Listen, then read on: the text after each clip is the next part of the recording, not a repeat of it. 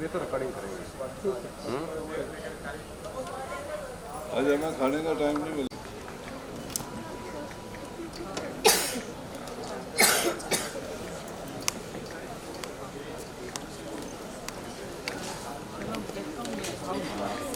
Good morning, everyone. I heartily welcome you all to the Golden Jubilee edition of International Film Festival of India.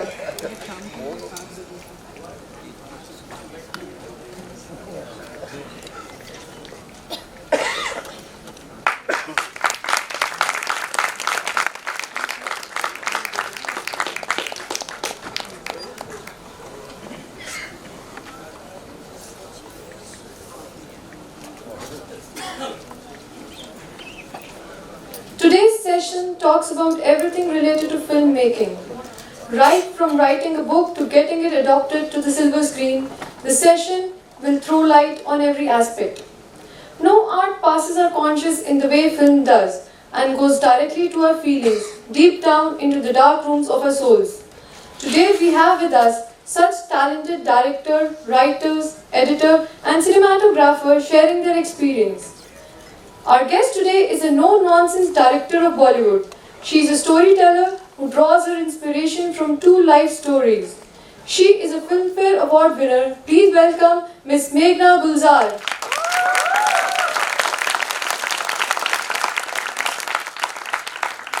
Our next guest is known for the various twists and turns she brings to the table as an editor, who has made sure that the action never slacked in the films. Please welcome the National Award and Filmfare Award winner, Ms. Pooja Lata Surti.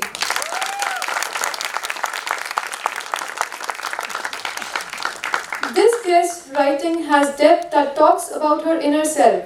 Her writing connects to all of us. It adds value and makes a lot of sense to all of us. Please welcome the National Award and Filmfare Award winning scriptwriter, Ms. Juhi Chaturvedi.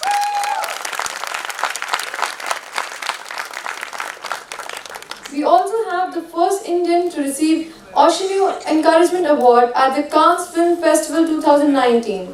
She talks through the moving images. Lights and cameras are the instruments of her life. Please welcome Ms. Madhura Palit.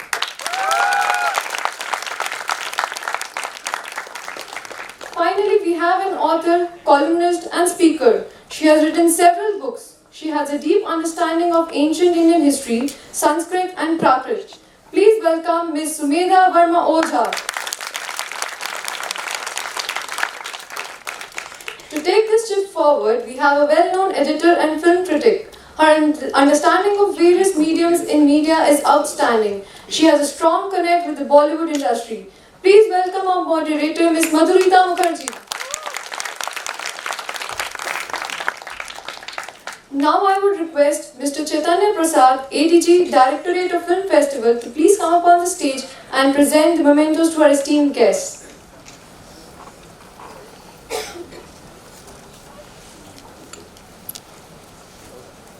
Thanks, sir.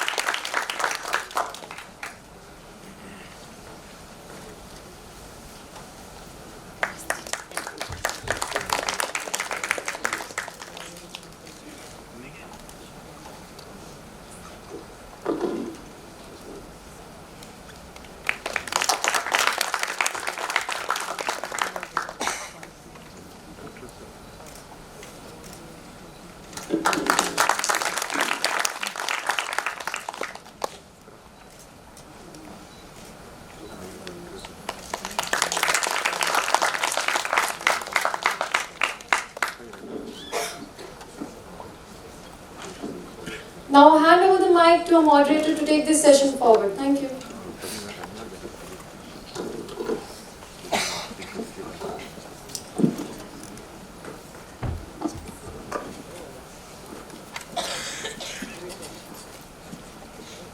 Check this.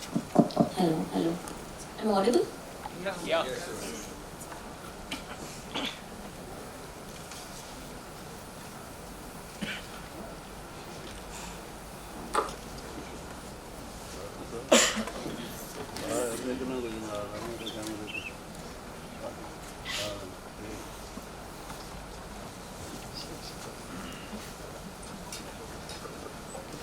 Welcome all of you. It's great to be among so many accomplished women.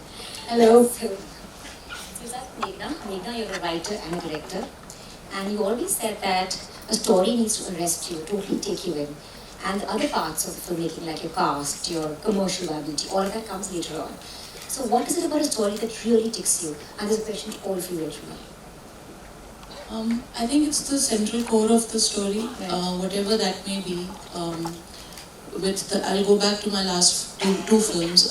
With Talwar, I think it was the duplicity of one particular case where you had two victims, but you had two sets of theories, two sets of murderers, two sets of murder weapons. So the central core of the story is what grabbed me actually. Yeah. With Razi, it was this inimitable strength of this girl who at the blink of an eye, agreed to this decision to just put her whole life at stake and never second-guessed herself or her decision going forward. It's the core of the story that grabs me. It has to have that immense strength to hold me, and that's the only thing that will make me capable of taking it forward or doing a good job at it, actually. Yeah. If that doesn't grab me, that starting point doesn't grab me, I'm not sure how good I will be at taking it forward or executing it. Right. Chui, what about you? Yeah, one, what she said, the core of the story, and for me another thing is also the purpose towards why I'm writing, why this particular story makes sense. What is the bigger reason for this film to be made, for people to come and hear me, for people to agree with a certain point of view that I have on that subject. So what is the bigger purpose? Like, for example, in October, it's unconditional love. Now, everything else is around that, but what is my take, my thoughts, my ideology on that word, unconditional? That forms the crux. And then everything else is built around that. Right. So the bigger purpose is that in Piku, of course the relationship of father-daughter and everything else, but it's also a comment on the times that we are living in. Right. You know, where joint families are not there anymore, where your parents and sadly if there's just one left, then what happens, how the equations change, how the daughter becomes the mother of the house. Right. But again, it's a comment on the times we are living in. And everything else, whether it's constipation, whether it's her desire to break away from the family or whatever else, is part of that. I reflect to the whole thing. Yes, Yeah. yes. Yeah. What about you? When you hear a story, you create visual magic. So when you hear the story first, do you automatically start looking at the visual forward? Yes, I guess that's what happens when you're hearing a story, because it's like listening to any other story. You listen to a fairy tale, you listen to a folklore, you listen to any event a certain person is telling you. You start visualizing or imagining the situation automatically on your head. And that is what happens, I guess, when we hear a narrative or a script being said to us. You kind of start imagining, okay, so I'm seeing the characters function in a certain scenario, in a certain mise-en-scene, and it comes automatically, I think. It's like, this is organic thing of humans have of listening to a story. You build the world in your mind or visually, the moment you start hearing it. I think that is what happens, and then slowly you start trying to put that imagination which you are seeing in your head to people outside, those who can see your imagination coming up on screen. I think it's more than anything else. But yeah, the process is very organic. When you hear a story, when you listen to one, you almost know what you're looking at. You almost can see the whole spectrum. Yes. Yeah. Good job. For me, actually, I've worked in films in which, the characters are set in sort of morally grey spaces. And I find that fascinating, actually. I find it fascinating when people who are up against a wall make decisions that change their lives or spoil them or make them better, whatever the case may be. So it's mostly for me been that people find themselves in sticky situations, and what are they going to do, and where do they get the strength to keep going? Yeah. So I am a little different in the sense that I am a purveyor of words, not images. The story idea, the story remains the same. For me, I have passion for the past. History is my playground. So that's where I look for my stories. And the other thing is, how is history, how is it about me or all of us today? That's the point. Not just as a kind of curiosity, but how has it made all of us? How is it relevant for all? How is it relevant to all of us? Exactly. And how is it going to make our future, if at all? Right.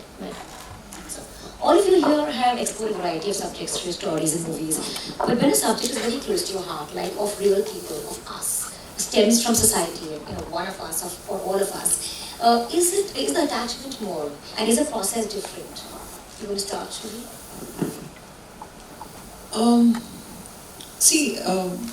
No matter how much you try, you will be part of the process emotionally. You will be writing it at some level, your perspective on it.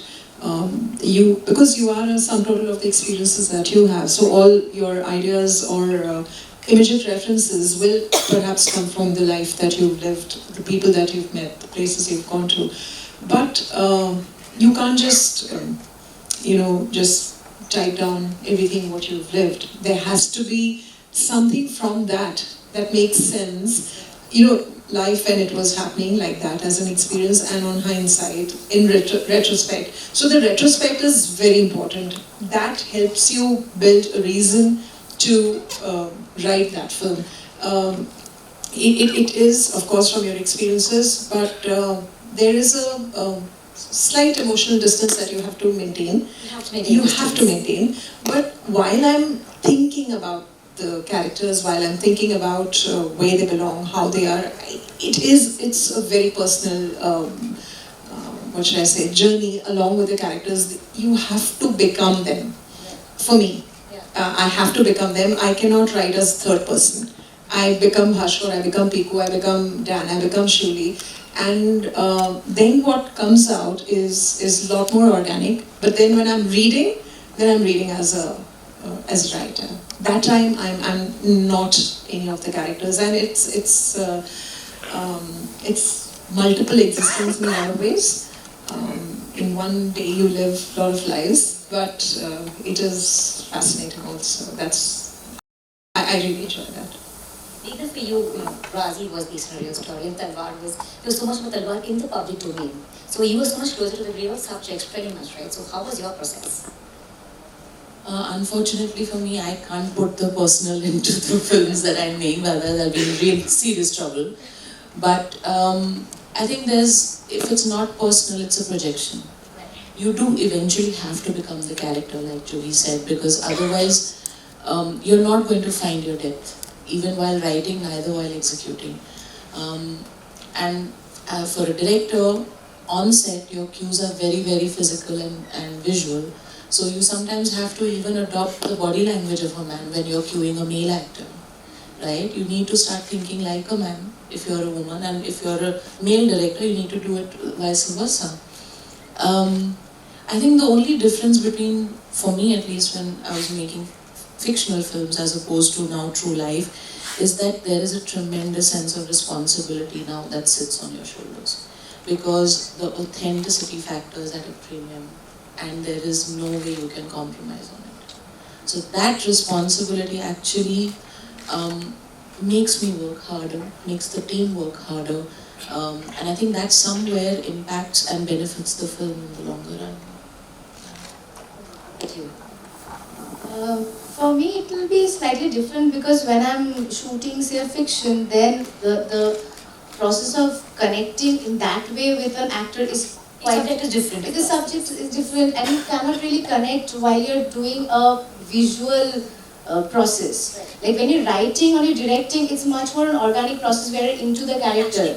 You're naturally more involved. When I'm shooting it, I'm somewhat of a spectator all the time. Eyes of the story. And eyes of the story. But that kind of reverses if I'm shooting a documentary. Because then I'll have to really connect with the characters and I have to really make them comfortable. For them, I should be invisible. So that only can happen when I'm mixed up with them so much that they ignore my presence. Right. So I think it can only work in a documentary scenario, but when I'm doing the fiction, that part is not really as much as a writer or a director would be involved in. So in a documentary, attachment is far more to the subject. Yes, of what you feel. you have to be attached to the part more. You have to be attached in such a way you are become like the furniture in the house. You don't exist in that place anymore. Because the moment you do, they start not being natural anymore, which are obviously that's the crux of a documentary, that you have to capture the natural essence of it. But if they know that you are there and they know the camera is pointed at you, you might not get it. So you have to be not there at all physically. You just have to be like, this is like the fly in the wall concept of things. You just have to be like a fly in the wall which nobody really notices. Okay, so if your question is, I think this duality that Juhi was talking about, which is that on some level you try to understand the character, sometimes you find that you can't quite agree with them, at least in a lot of the movies that I've made. You can't quite, but you're fascinated. You wonder why this person does what they do. And on the other hand, I think that you have to approach all of them with love. I don't see that there is any other way that you can actually do your job if you're not going to approach them with a certain amount of love being a big, sort of biggish word. But what I mean is a certain, you are invested in them in some way. Yeah. So again, a little different for me. I'm a writer, so the characters live in my head all the time. I write a series of books called Purnagi, based on modern India. So it's a series that's going on, and the first one is being made into a movie, which is why I think I'm here. So, but they are in my head. They are both part of me. They are my friends. I'm growing with them. I'm living with them. It's like living with a few people in my own house for the past 5-6 years. So I think for me, sometimes perhaps separating the personal from what the story demands, there's a bit of a grey area over there. I'm sure there's a lot of me in my books, and somebody else would be able to tell me better. Perhaps I need a bit of psychoanalysis for that. But yes, I think there's a much closer connection between the writer and the characters, because you don't see them otherwise. All of you see your creations in front of you. I don't. Right. I just read about it when I read my books again. Interesting too. I think you said, Joey, that you become the actor you're writing and all of this book about how you feel close to the character. But does it often happen that once a film is over, how do you detach yourself? I mean, it's interesting to be a character, but also sometimes scary because you said you're living at home with those people you're writing about.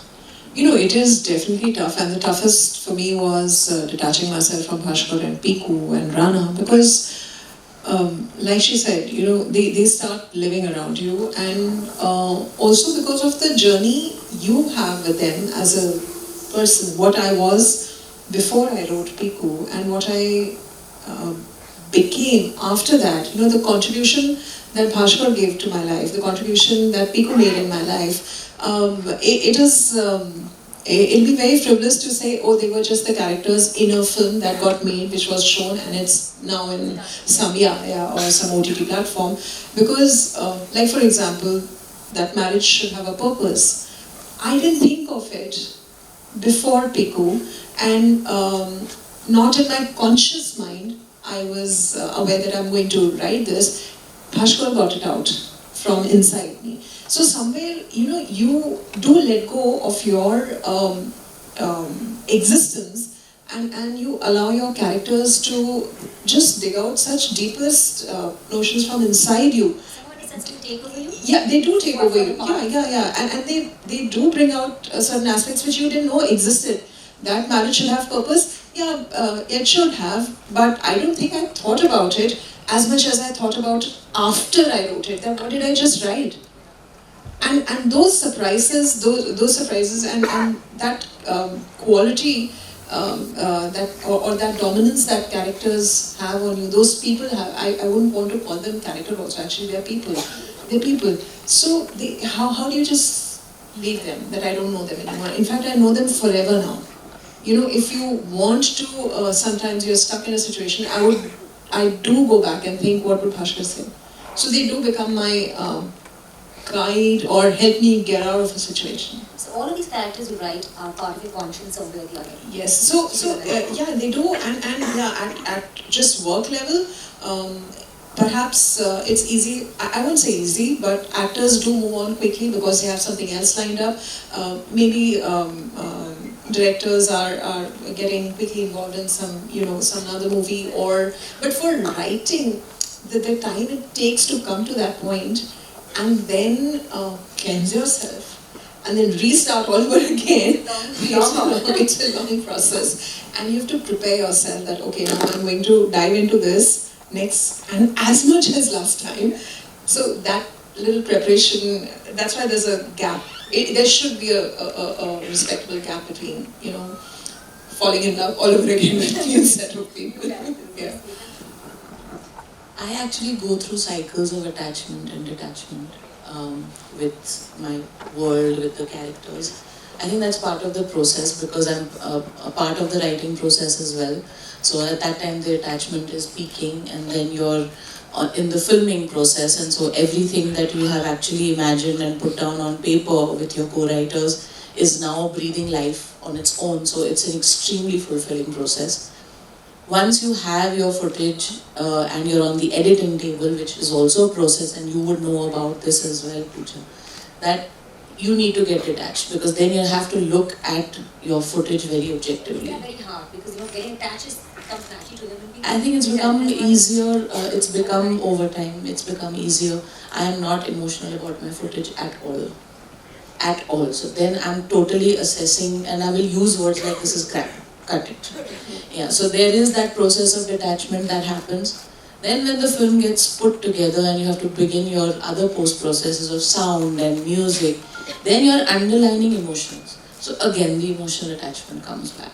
So for me, it goes through cycles. Yes, actually. Yeah. I think the final bidai is when the film goes from me to the audiences in the theatre, is when I say my final farewell. That then I'm attached to the experience and the memories of the film. Yeah.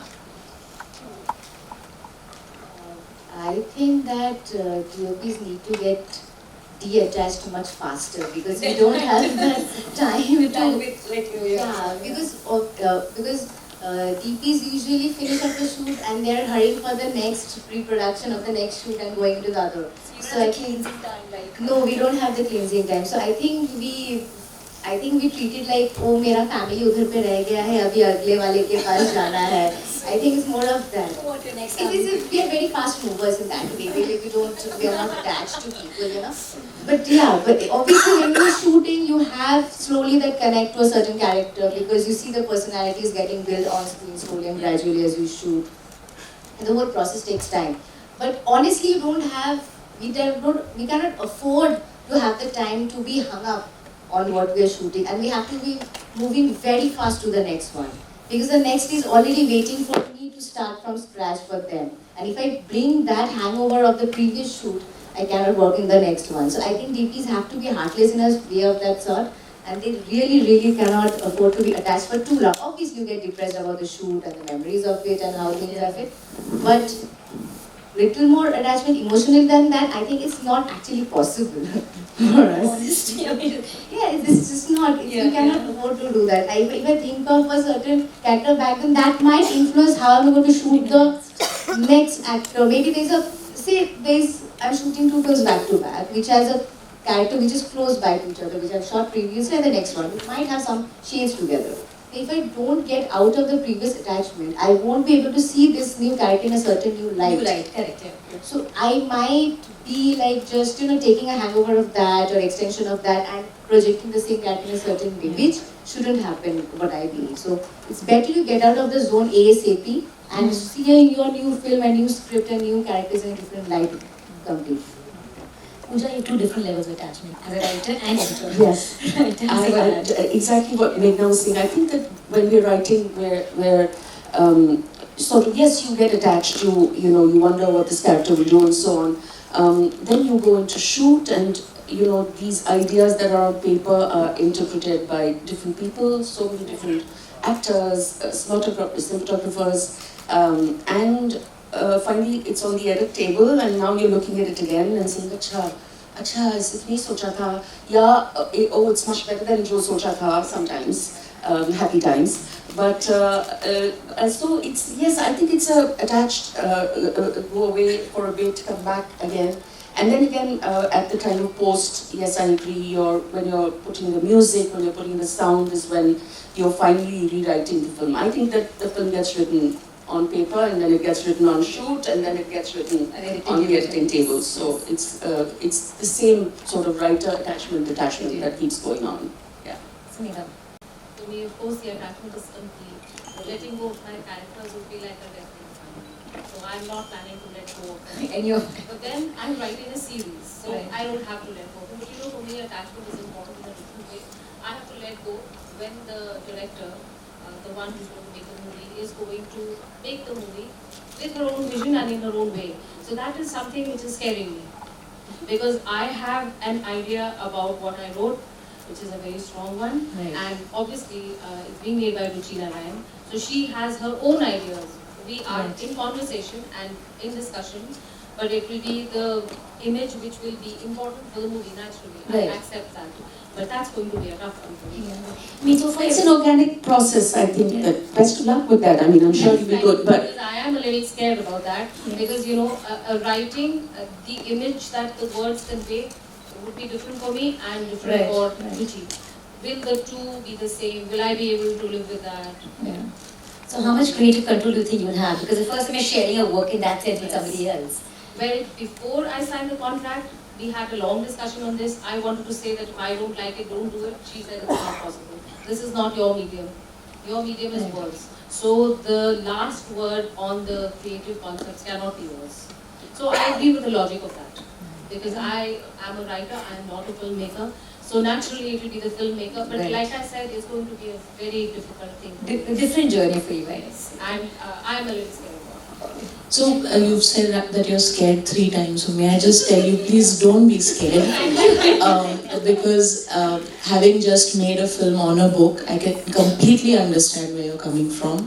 And also, my father is an author, and I know the premium of a writer's words are sacred. But like Pooja said, it's not only the director. There will be the cinematographer. There will be the production designer. There will be the costume designer. There will be the actors. They will all have their own interpretation, and please look at it as a painting where there will be different people adding different shades to it, and all that will emerge is one beautiful picture at the end. Thank you. bravo, that's lovely. You're a co-writer written with somebody. How is the process when you're sharing a creative space with somebody else? It could be interesting, fascinating. At the same time, is it also conflicting? Actually, I've never co-written, so, and I don't think I can. No, I can't. For me, the first draft of the film is absolutely, it has to be mine. I cannot write anybody's thoughts, ideas. For me, it has to be written in complete isolation. And when that is ready, it's only after that can, and also I've just worked with Shajib. So, I mean, I know roughly, we do have a conversation, he knows what I'm writing towards, but exactly what I'm going to write, he has absolutely no idea, and I like it that way, because then he gets a surprise, the director gets a surprise what I've come up with that basic crux of the thought. And then there's a lot of material to discuss and go back and forth on something. And first draft, I feel, is the purest version of that idea, and then everything else builds on that. You remove from it, you add to it.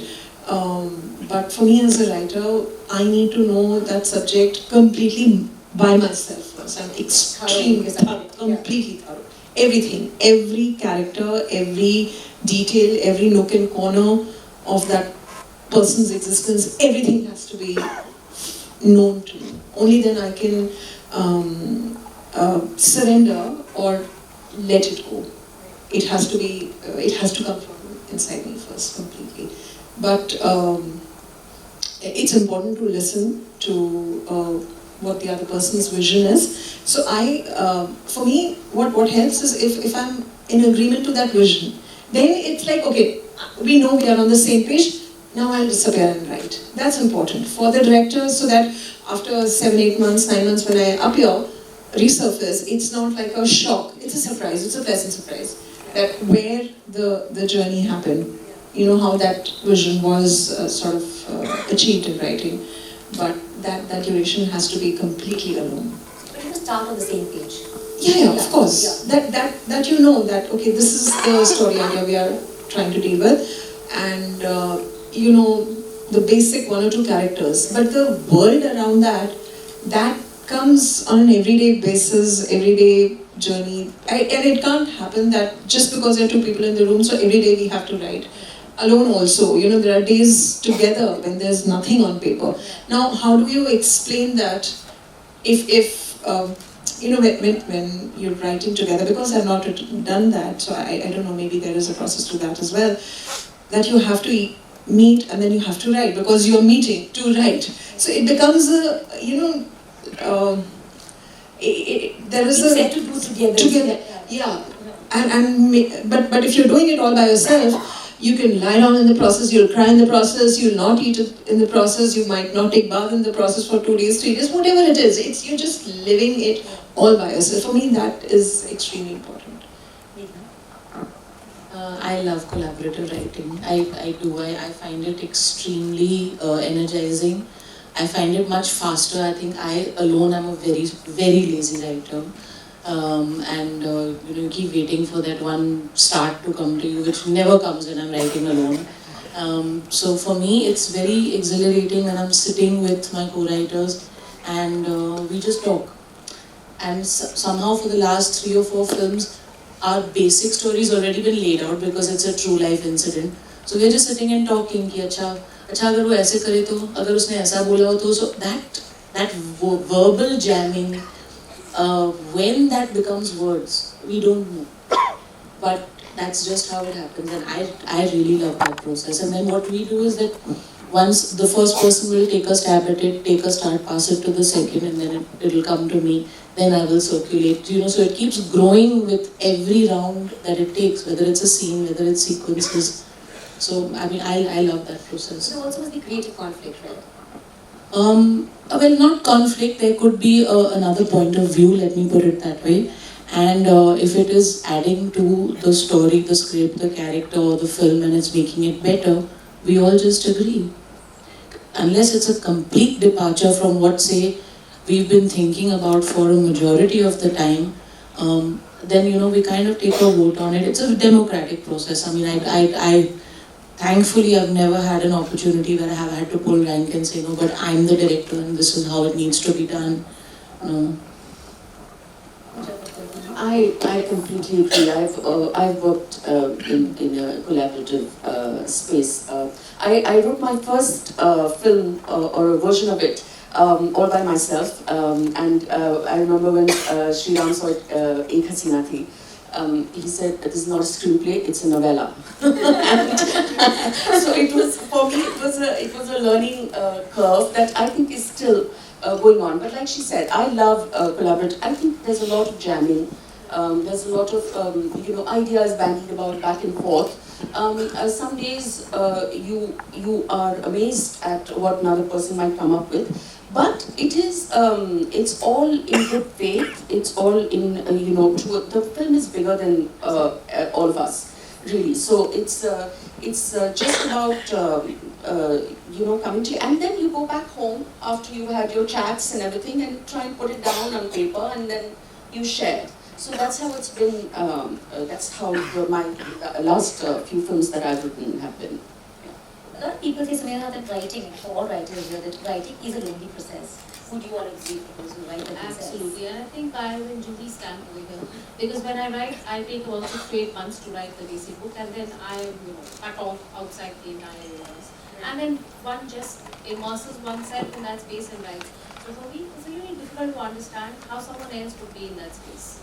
Because it is very lonely and a space which is cut off from normal life, from other people, from everything else.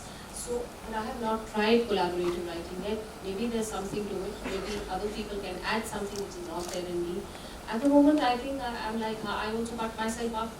off from everything and write a book in 6 to 8 months, and then after that it goes through whatever, a few other processes.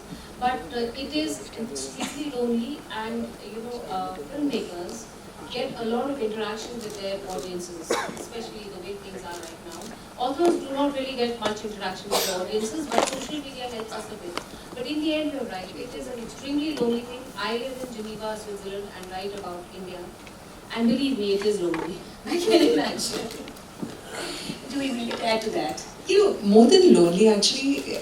Filmmaking is different because you don't have a team, right? So you must be interacting with people. Correct. So so as a writer, I don't have a team. I do it all by myself. But I enjoy that process. Okay, I would not do anything to change it. It's an escape.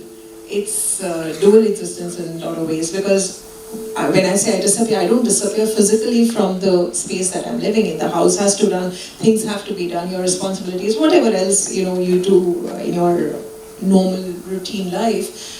Within that little escape for me is my space, and that's the world that I'm trying to weave. And few nights. You just want to be in it, especially when you're in deep, like initial part of the writing phase, it's not so much, but once you've sort of done in a script, if you say around 30 pages or 35 pages, when you're gone past that much, then you know you're really deep into something, and that again, it's very addictive then you want to keep going back. And then there are times when you are completely, you can't even look at the work that you've written. So for days together, it's all shut. So there's a relationship going on with you and your laptop. It's kept there on the table. It's scaring you. Should I open it? Should I not? Should I go back again? What if I don't like anything? So it's a fun thing also, actually. Yeah, it does cause a lot of sometimes a bit of disturbance, in the sense that you have to write and you've not written, and you're living in that. You have to write, because then you're not able to enjoy anything. You're not at any moment completely, because back of the mind is that guilt is playing that I have to. But it's still, it gives me a lot of high to be in that space alone by myself, and then have something which I did not know could come out of me.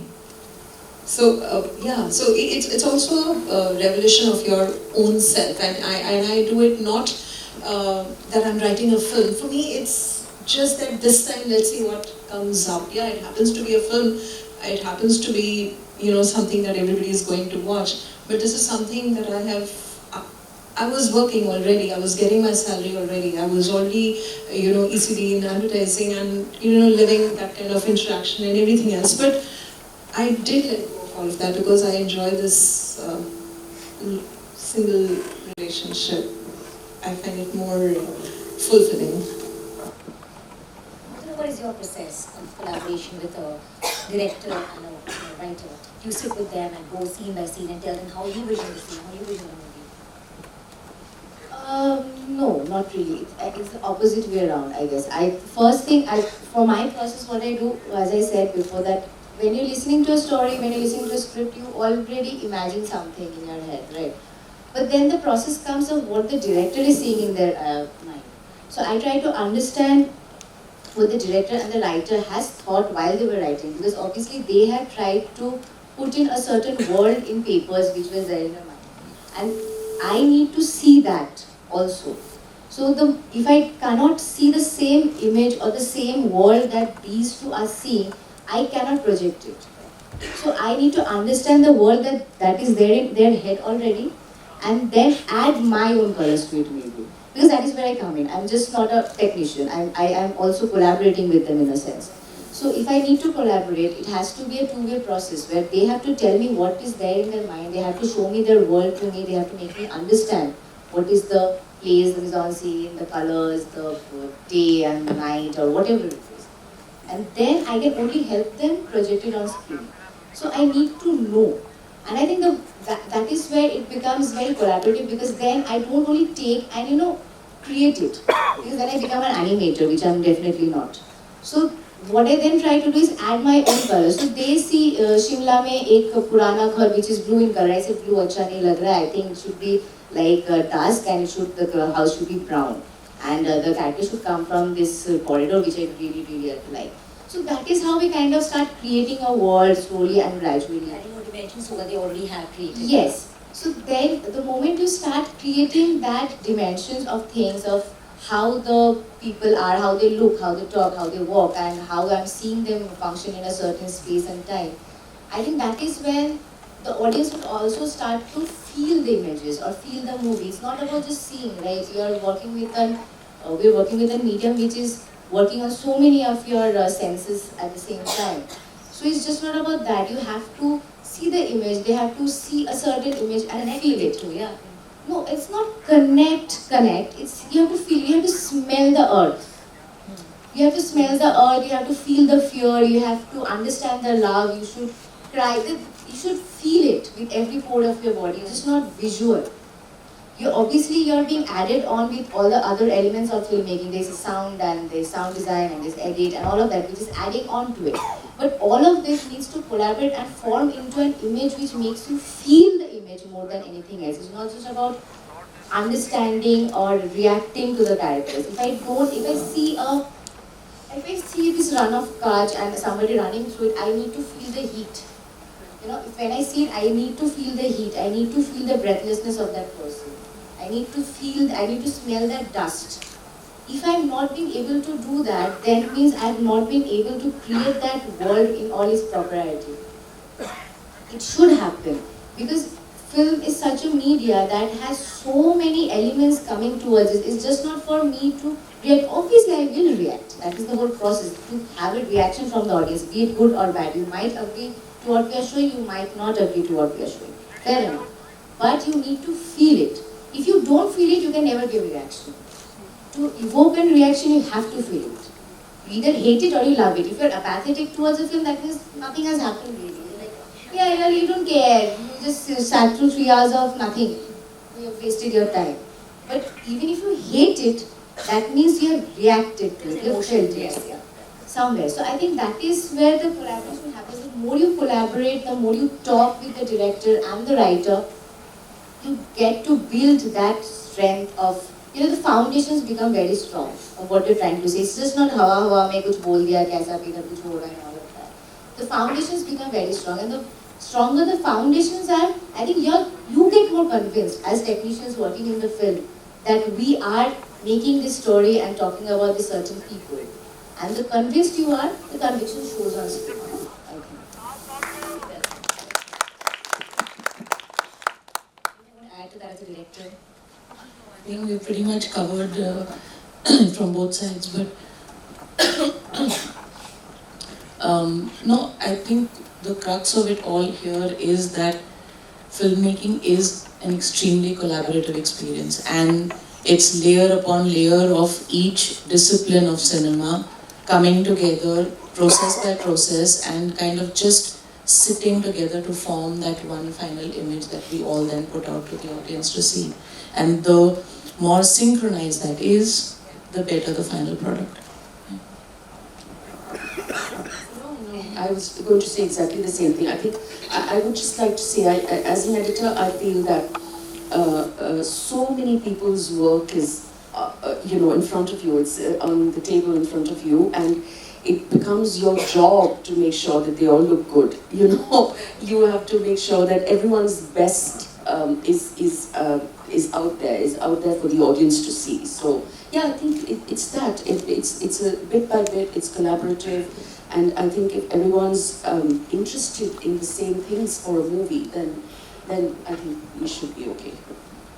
I just want to say thanks to all the filmmakers over here for making me feel a bit better and for making me understand that mind is just the base on which the painting will be made. No, absolutely. As a writer, when I don't direct, but for me to hand over that to the director and then start building on it. So till that moment, I feel it's mine. The moment it's given, the moment the script is made or the copy is given, after that it's everyone else's but yours. My director reads it, I think, more times 100 times, 80 times, much more than what I do. And people have to own it. Your director has to own your work as if he has written it. Your costume designer has to take the script and make it theirs as if they had imagined these people. Of course, in the script it's mentioned what Pico will wear, what Dan will wear, whatever, what kind of house they're living in. But unless and until every department doesn't make it their own, it'll never become everybody else's. It'll always remain a laptop script. Never will it belong to the audience. While writing, do you ever get stuck with a certain actor in mind, a cast in mind? And when that doesn't happen, do you struggle with breaking away from that and going back to the drawing board? I don't know how many of you really not had the actor you wanted on board, but just a general question. Would you struggle with the fact that I've written the story with a actor or actress in mind? And, what happens there? Never happened I don't that way. think you can. I don't think that you can write with an actor. I mean, at least I have. I don't know. Yeah. You can't say, oh, I'm writing this for this particular actor, and and then go and ask whether they'll do it. Right. I don't think it works like that. What you get invested in are the characters, and then if particular actor is right for it, then you approach them. It's more like that. You could see a certain actor fitting into the that you're writing. While in the process of writing, I'm not saying the on-set you feel this is what I want. Of course, while you're jabbing, you might say, Right. somebody like Amitabh Bachchan, Yes. it's more It sort of a helps time. you to write Yes, sometimes. But like for example, Vicky Rona, Chadha's character, Dr. Chadha's character, we did think of late Om Puri, and he outrightly refused it. He said, "Ye kya hai?" And we said, "Oh God, it's that bad, is it?" In your mind, because through the writing process, I was imagining his Punjabi, and his, his humor is very different from what Anuji eventually brought on the screen. But of course, it was a great choice. I mean, when Anu Kapoor agreed to do it, and it was, and Ayushmann definitely not was the first choice, because he hadn't done any film before that, and all the established actors, they really refused. So you do think that, have you written, such a bad stuff that nobody really wants to be part of it.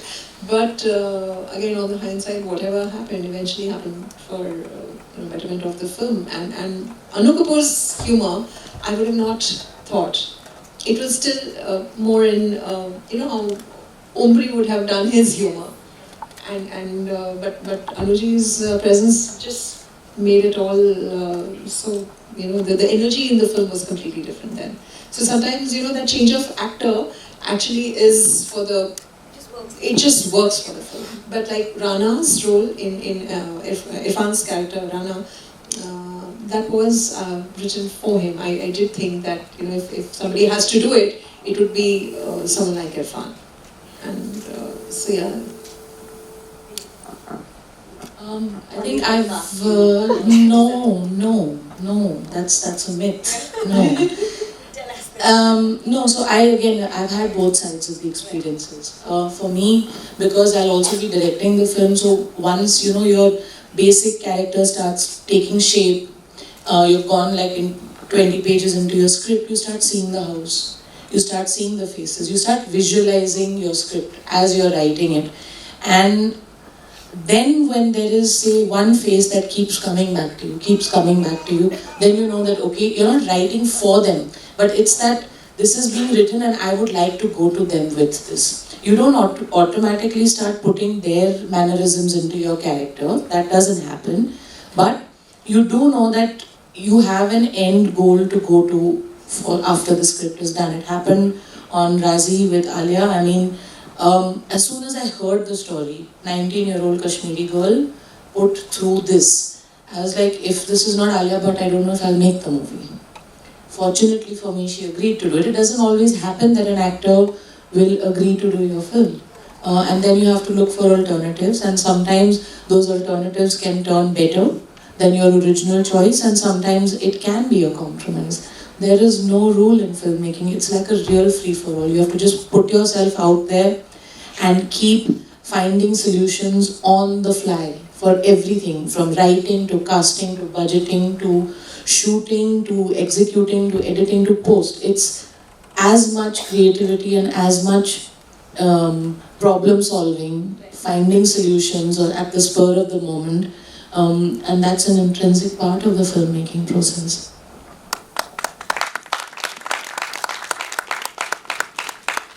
So how thrilling is it for all of you to see a character which you've written about finally take shape and form? You know, when you see it actually in flesh and blood.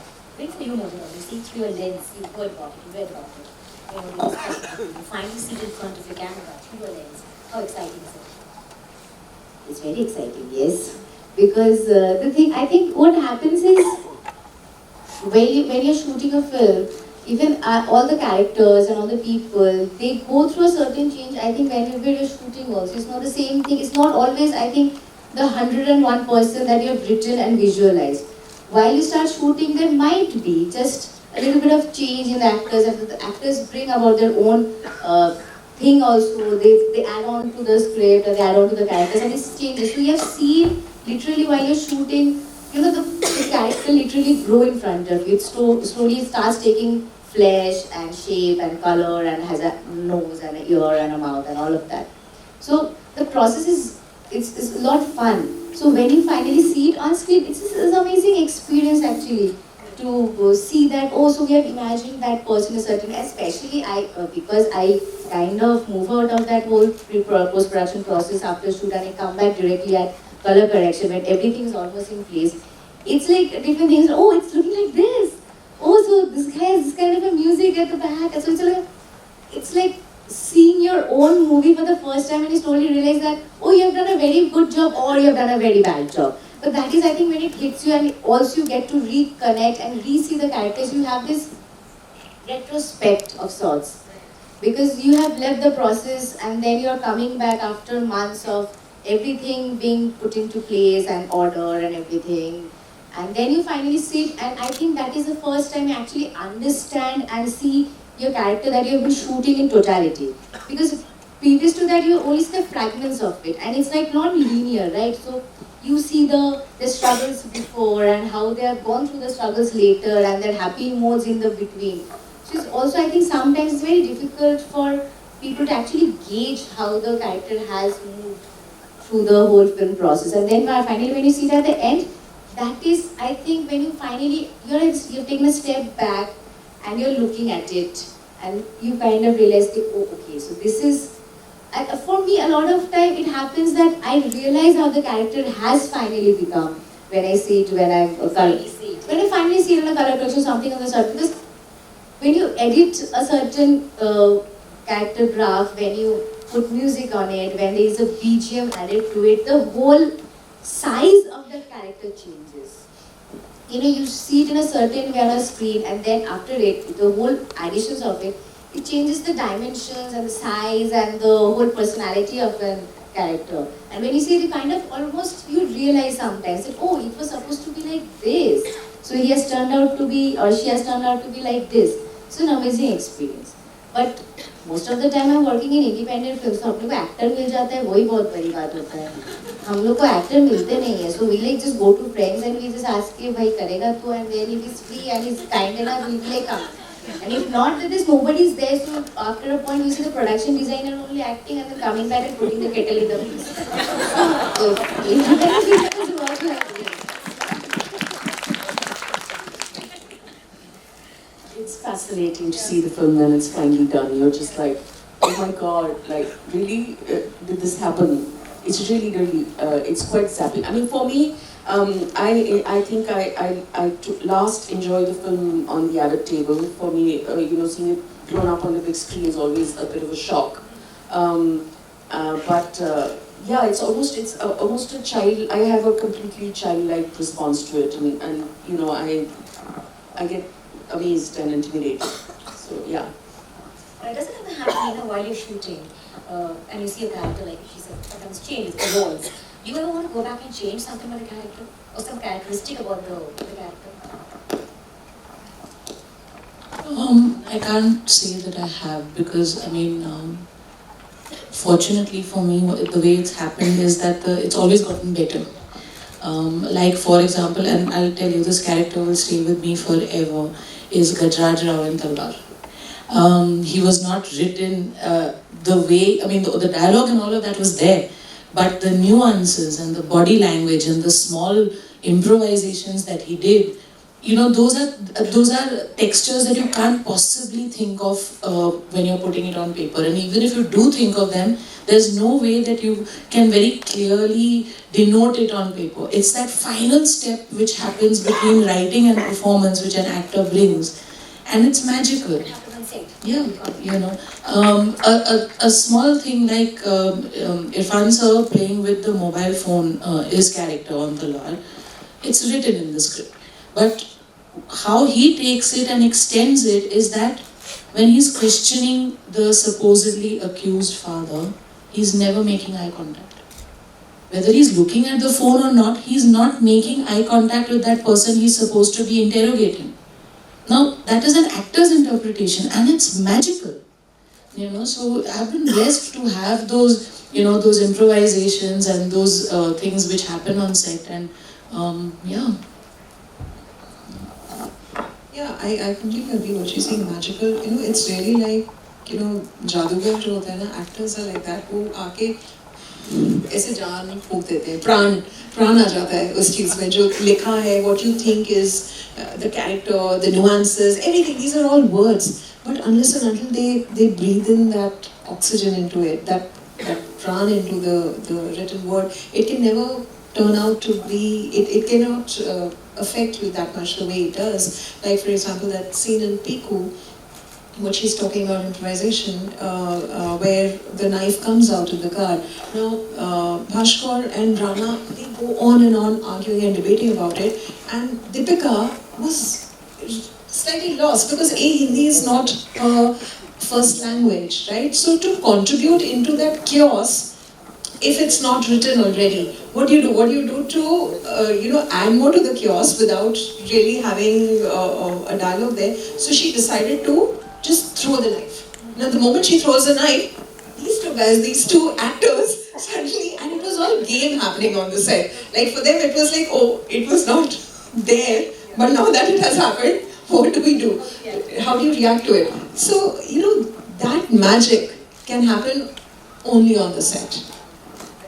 And only when actors, they wear that character so deeply, or they get so involved into that, you know, the written piece, that they can take it forward, and they must, you know, there are times when you wonder that, was it really written? Sometimes, even if they're saying exactly what you've written, but you go back and say, oh shit, it was written, but the way he has said it or she has said it, and you're crying as the scene is still being enacted. Forget, you know, watching it on the screen. Sometimes on the monitor, you just feel that, oh, they just made it so much of their own. They have to steal it away from you. They have to steal it from the director, from the writer, from whoever. Only then it makes sense. Sometimes what happens is that will be a complete revelation to all of you. Oh yeah, absolutely. Like she said, you know, how the eye can, you know, travel, and it can just change the pause where you think is the pause, but that other pause can just add so much more value, or the silence. You think that what happened, why is she not saying the line? But the character just, that person could not say the line. I actually have a very nice anecdote about this pause in a dialogue. So in Razi, post-interval, when you know that she's run over Abdul, and she wakes up from her sleep, and then Vicky's telling her that, you know, Mehboobai hai, wo theek hai, and she realizes, shit, Abdul's not dead. And her question is, Abdul, wo theek hai? Now, if you change the pausing, Abdul, wo theek hai na, is different from Abdul, wo theek hai na. You know, so there is concern versus guilt. Just a pause can change that, and you know, so that's an actor's interpretation. Yeah. It's small thing, but it's just like. What's happening to you also, Sameva, like while you're writing a story, the shape and form of the character sometimes changes, it evolves beyond what you thought it would. And you know, I am a little different from everyone else because I'm writing Mike. So I'm writing a series. The characters are not going away. There is no stop, pause, and start again. But new characters do run away with the book. So I am writing the third in the series right now, and a couple of characters have run away with me. And I had no intention of giving them so much prominence, but they seem to have become the protagonists for this particular book. So that happens, I think, organically. That happens suddenly, and I really can't say why. I think it's part of the creative process. It's something which comes from inside you. But perhaps there is more control that an author exercises, because as you said, filmmaking is collaborative. There are so many other people who are doing so many things. The author is God, as far as the book is concerned. But perhaps the director can't be that much of a god, I don't know. I will have to refer to the directors because you do have. I think your own experience is going to convince you finally. I just pray it's a good one. Yeah. No, so yes, characters develop on their own. It's part of the creative process, and they do take on shades while writing, which you had not thought of in the beginning while plotting. What if we talked about thrillers? It's finding its space in our cinema again. So you're writing a thriller, Meghna, you've written a thriller. Is it a different ballgame? And your thriller was open-ended. So how is that zone? Because you're leaving it out there. It's tricky, right? You're leaving the audience to decide what they want to think of the film at the end. So how tricky is that? Okay, so I think thrillers have been appreciated and made in Hindi movies forever. Actually, it's not exactly new. The 60s, 70s, some wonderful thrillers, Vijayan, and they've all made wonderful movies. But coming back to the ambiguous ending of Andhadhun, we wanted it to be open-ended. The effort was not to go one way or the other. We used to debate amongst ourselves, which is your end, and we refused to tell. I don't know, it could be this or it could be that. The studio we were working with was terrified because they thought the divisive ending will divide people's opinion. People are going to hate it. They don't like it when you don't tell them what happened in the end. We were very fortunate that they liked it very much. And it became a conversation thing at the end of the film to say, "Acha tha ki nahi tha." But that was the effort, and I think it's on some level we worked towards it, and on some level, sort of the audience just took it away and made it their own. It's quite amazing. So you always sure you wanted to make it open-ended. It wasn't like very sure. We were very sure that we didn't want to have the blind guy takes revenge. We didn't want that. We didn't want, the blind guy gets his eyes back. Any one thing was making it quite cliche. Not cliche, but what else? What do you expect? So this it totally depends on you what you think the end is. Yeah. Talwar was different in that sense. It was a real subject. So I guess for you, the filter was different as to whether you should leave it that way or take a stance. I don't think Talwar having an end was a matter of choice, because we weren't there. When the investigative agencies don't have an answer as to what transpired that night, there is no way we would be putting ourselves in that position and saying, hey, you know what, actually this is what happened.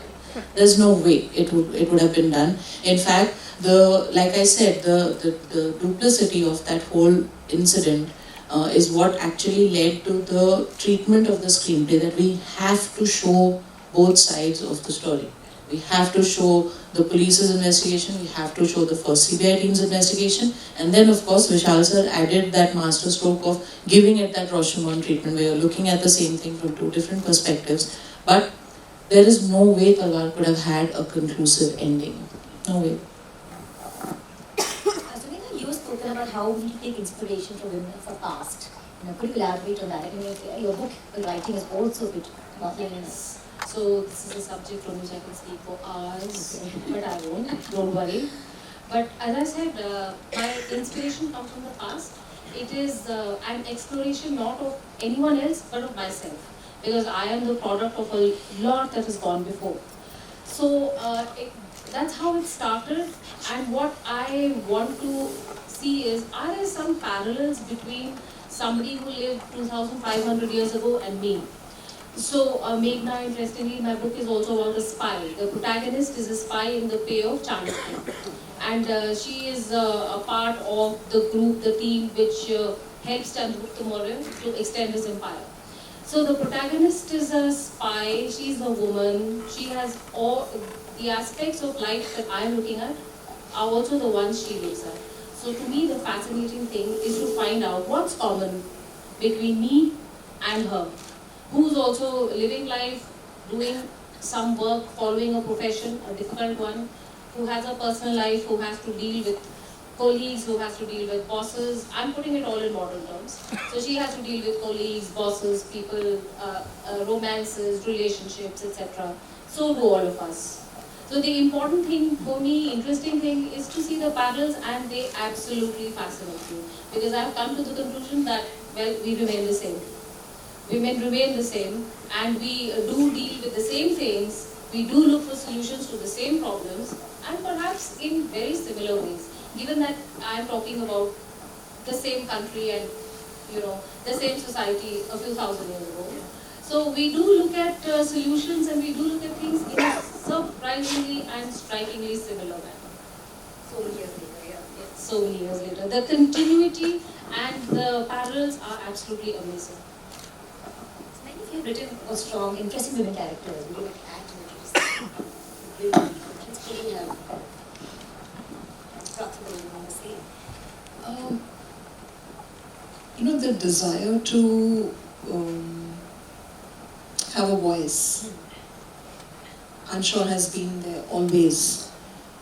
The good part of our times is that lot many more people are finding that voice, are allowed that voice. I hate that word that they're being allowed, but that is a reality.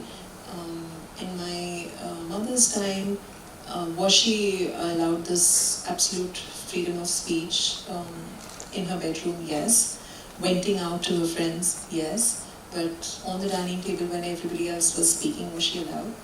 No. There was a very Russian emotional allowance. Like you don't laugh loudly, you don't suddenly start crying if something has affected you so badly. You control your tears, you do your job, you ensure that everybody has eaten the plates and all that, and then you go back in your room and shed a few tears if you have the time, or you leave it for another day, and it just stays within you. So it's not, today we have Twitter to went on, we do it on Facebook, we WhatsApp, this immediate, expression. So I think the beauty of our times is that it's allowing that, and it's letting you that, and what I write, I ensure that there's no hint of regression in those families. If Syed was at home with Piku, that night, the morning when Bhaskar falls ill and he comes out of the bedroom, so be it. So what if she and Syed are not married and they're just colleagues and it's just a physical need, as she puts it. So that's the truth of this woman, and I would like to say that without shying away. If I see that in this audience, when my audience agree and all, I'll never do justice to the woman that she is. And my and it's, I feel it's my responsibility to do justice to the characters, to ensure that everyone gets their fair share of truth. And women definitely, I will never have any man speaking badly to her. I will not allow. That I'm very clear. Unless it comes to a point that it's needed for a certain scene, but then again, it's not about being feminist, it's not about writing strong women character. I just feel that they are. There's nothing to say that suddenly out of the blue, today characters have become strong. They were always there. There was Indira Gandhi, there was Rani Lakshmi Bai, there was Suhas, they've been always. It's just that we didn't know. Can I just add a little bit to that? Because my next book is exactly on this subject. It's going to be a book on the women of ancient India, who are some of the women, like some of the women you're speaking of, and there are many who we don't know about. And it's only because of that that we think that there were no voices or that there was something which was missing. There were many women with many voices, whether in the big ways as Rishi, or as queens, or as warriors. Yes. So yes, they've always been there. We just need to listen to them perhaps a little more. More closely. I would like to say something. It's a book I've read in childhood, Alice in Wonderland, and Lewis Carroll says, one girl is worth 20 boys. I don't think it's really about, and I'm not being sexist here, I'm just saying, that I think that the average woman is really quite strong. I think that the average woman has to negotiate a lot of things in her life, which makes her tough. I think, in many ways, tough and emotional and caregiving and all these things that come together. Coming back to the woman characters that I've worked in the films with, they've all been, I think, no matter what they do, whether they do horrible things or not, there is a basic dignity to their choices, which for me is very important. There's no random sort of using the fact that you're a woman, for example. Those are the important things, I think, that when you're writing or when you're choosing a character, you say, "Acha, aisa to nahi karegi." There is dignity to them. Even Tabu and Andhadhun, devoid of dignity, that character would be very difficult to take, actually. So, yeah. So, I was saying this at a session yesterday that my personality is a little gender neutral. I kind of stay away from lenses of gender. I think that also has to do with the fact that even though I may not intend it, somehow that slotting in organically follows me, female filmmaker, making stories about these strong women. And so I think it's become a subconscious process that gender, I'll run in the opposite direction. I don't want to have a partake in this conversation. But having said that, I think the responsibility is extremely fragile of one portraying women with their dignity, with their innate strength, irrespective of what their actions are. Because life, like films, is also grey, it's not black and white. And similarly, when you're faced with characters that you can easily fall into the trap and kind of throw them down the rabbit hole, to then also maintain their dignity, like we did with Vicky Kaushal's character in Razi, or even the entire Pakistani family in Razi, none of them were brutes.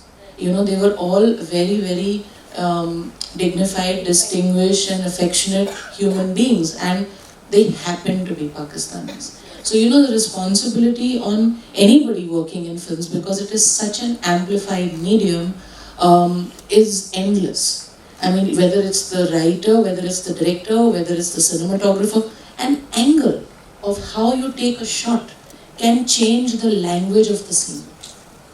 So our paths are constantly laced with carrying that sense of responsibility that your वो क्या बोलते हो धर्म कांटा of your sensibility has to be on 0.0 all the time.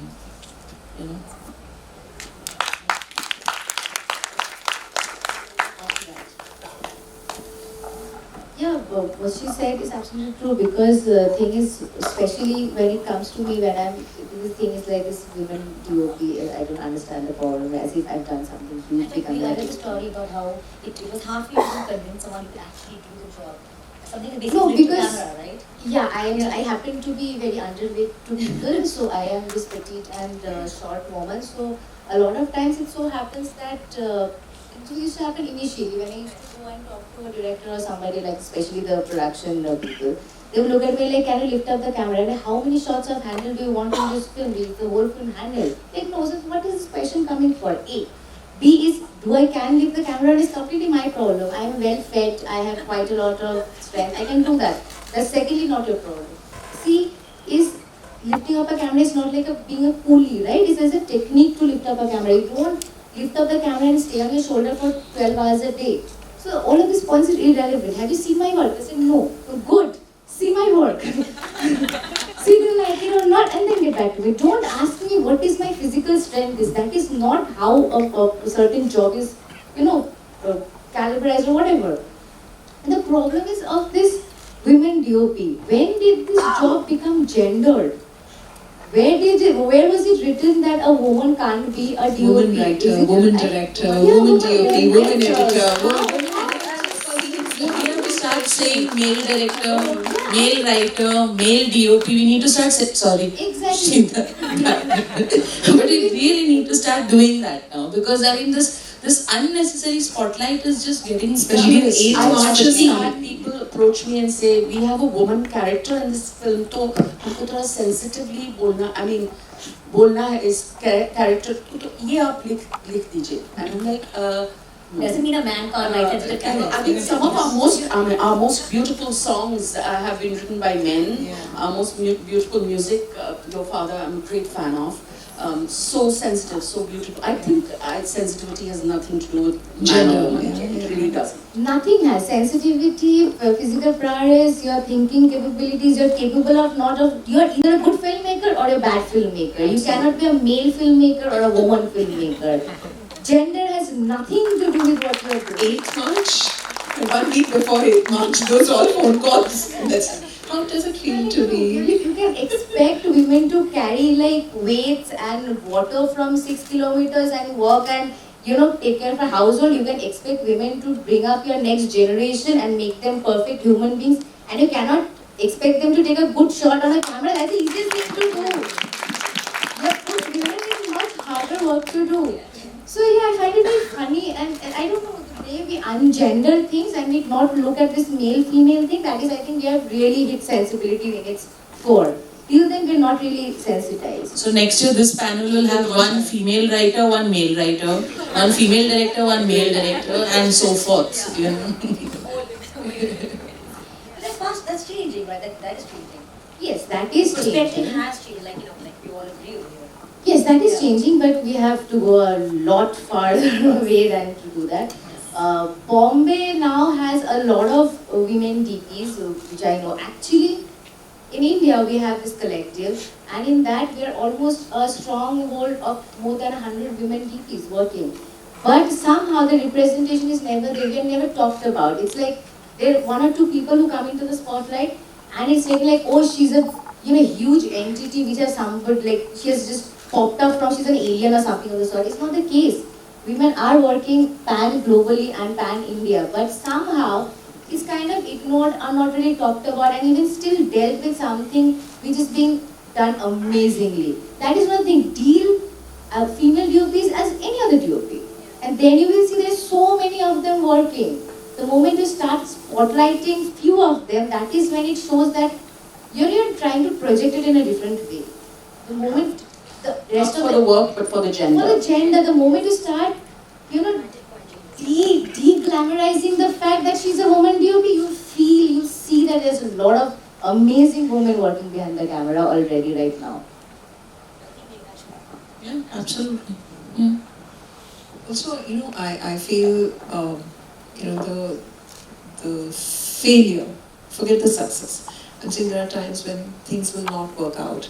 And I just feel the more we keep on polarizing that, for years films have been made the way they have been made, good films, bad films, successful films, not so successful films, films that have connected or not connected. But I just feel that when you're a female out there, a woman film director or a technician, writer, a DOP, whatever, the allowance, where you can go wrong, where you can, अरे उससे try करते हैं. That guy would have been better for this. Yeah, they get a lot more leeway. Editing also, she's there. Namrata Rao is such a fabulous editor, and Aarti Bajaj. Now, the thing is that I've heard those conversations, and that does occur me sometimes. You just feel that how the next,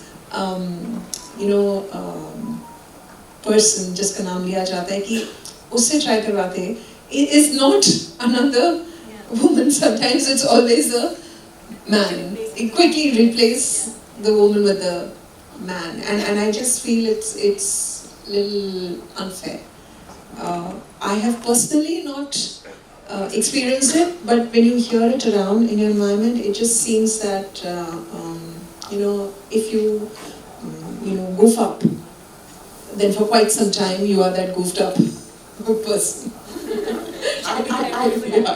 Actually, I want to add to that because I've been part of this process and I've actually made decisions where I've brought in male technicians onto the film purely because I want a male voice as well. That is a different I'm a female director, female writer. So I'm saying that there are two ways that this happens as well. That I'm a female who's been involved in the writing. I'm a female director. My protagonist is a woman. The story is about a woman.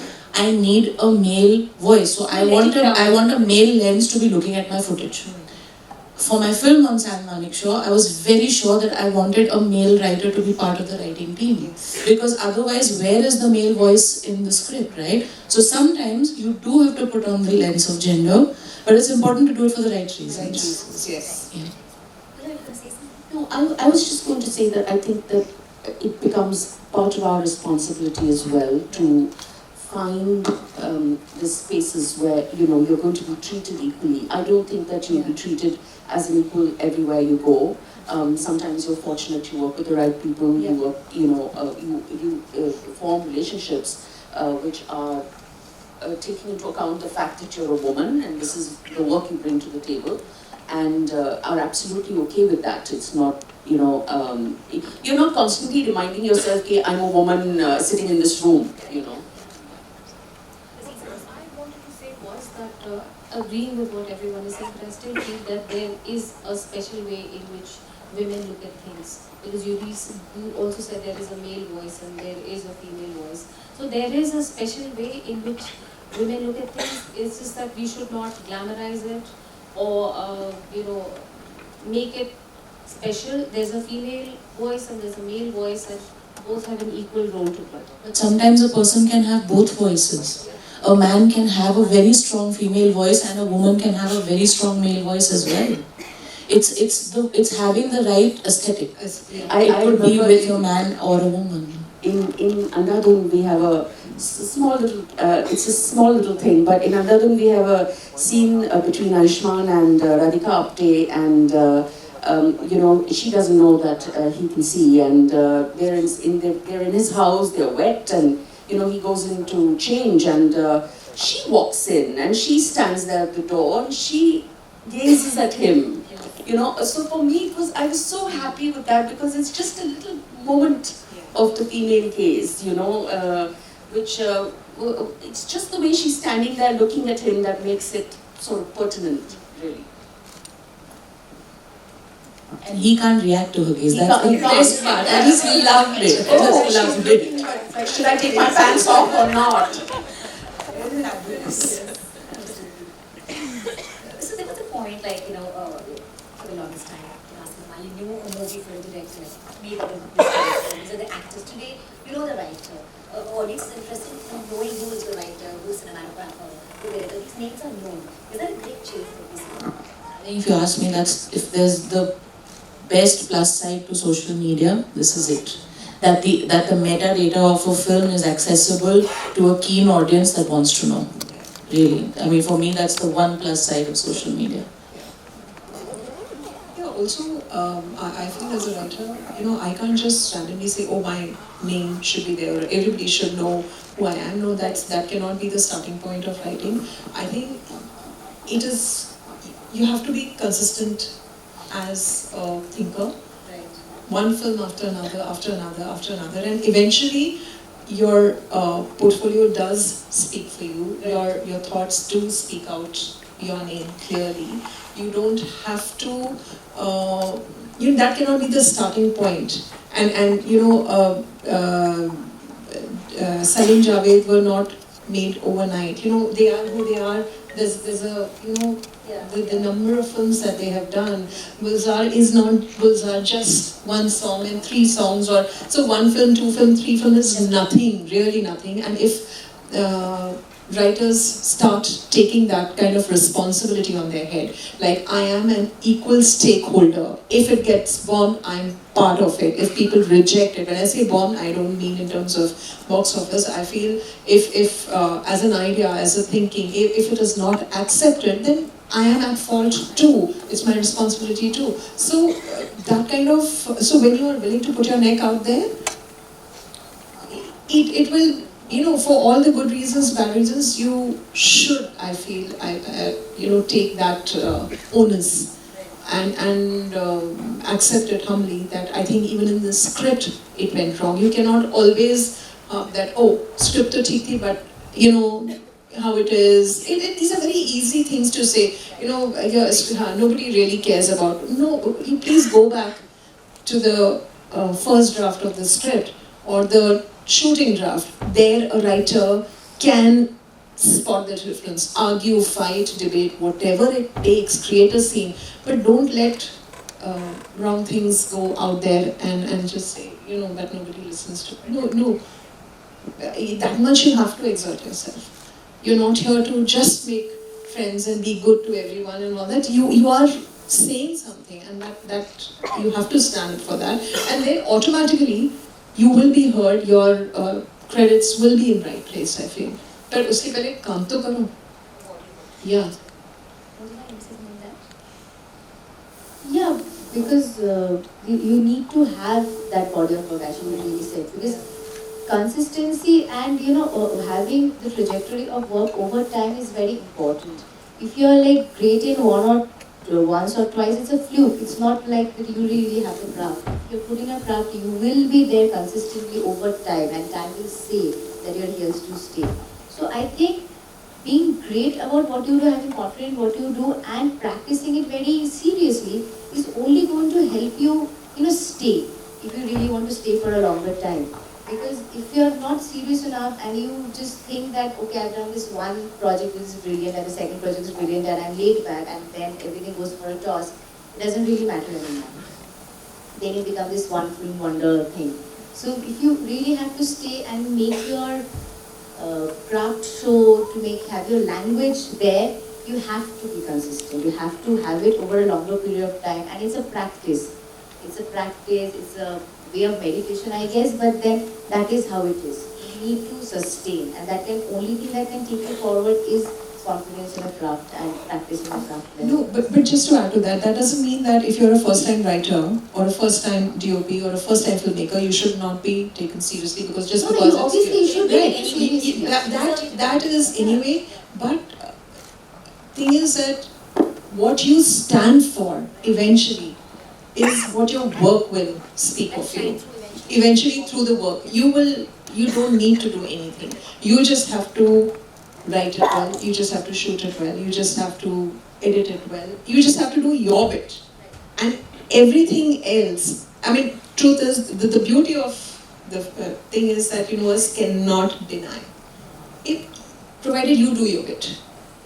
Yeah, I mean, the aspiration can't be, oh, I want to be famous. You've got to aspire to actually making your work as good as it can be. Yes. The first project usually everybody gives their heart into. That is always more or less the best one because you're trying to, you know, have your things like, oh, I have arrived and I can do this. Usually what I see that the first work or the second work is amazing, and then somehow it starts losing out its flavor or the seriousness of it.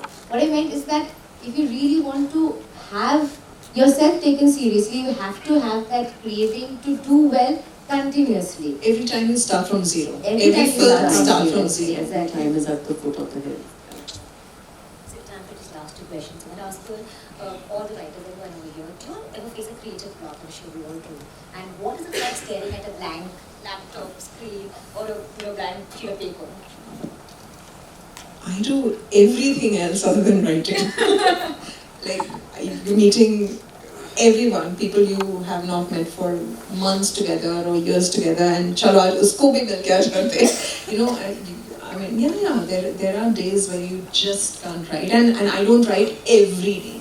The only thing I do, I definitely sit in front of my machine every day because that is one discipline that at some point in time 1 or 2 lines, 3 lines, 4 lines, 5 lines, a para will come out.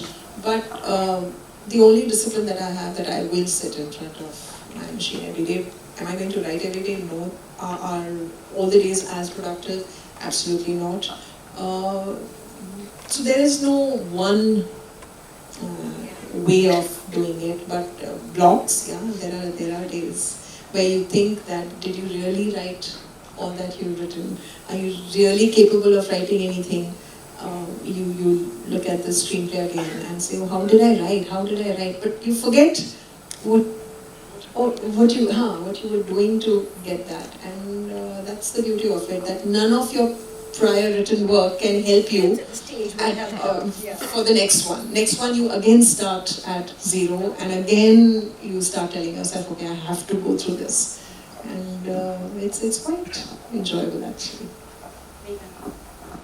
Not only writer's block, I get director's block also. I mean, there are days on set when, you're staging on Razi. I mean, there was scene after scene of Iqbal and Sehmat in the bedroom. How many times and how differently can you possibly stage it? Same two characters, same room. So you get blocked. I mean, by the time you've reached your 4th scene, you're like, okay, now how do I do this differently from the other 4 times that I've already done it? So it's because it's not a mechanical process, and there are no guarantees. So, yeah. Yeah, it's the same thing. Like, especially when it happens the same way that, as she said, you're shooting the same way. In our film school, we call it our practice exercises. It becomes like an exercise. So in exercise, what you do, we have this fixed set, right? And everybody comes in and lights up the same space. So by the time the 11th person has come, he's like, क्या करूँ सब तो 10 जन ने कर दिया है. So it was the same kind of a thing you face. You're like shooting it continuously, and then you're like, at a point of time, you can't even look at the images anymore. You're like, oh my god, just camera bitha diya. Maybe stuff like that. So you have that moments of pure fatigue and pure block, and you don't see anything in front of you which is different. And I think that is when you rely on your, I at least rely on my assistant and everything. Can you see anything different? Please let me know what's happening. Because I have reached my tenterhoods and I cannot do this anymore. So everybody, I think, goes through this block, and everybody has their way of coping with it and finding it. Yeah, the blocks. Yeah, there are a lot of them.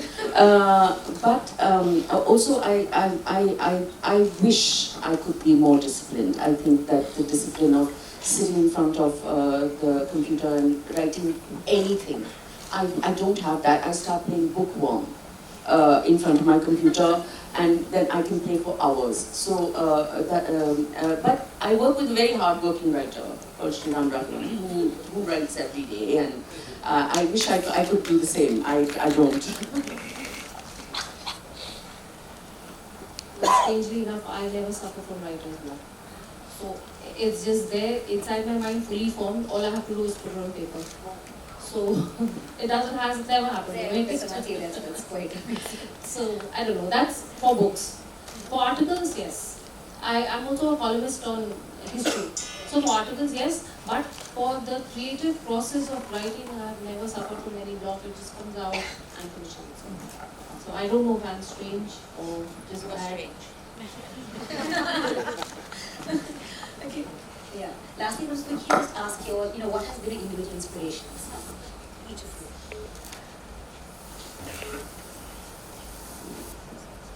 you. Inspiration.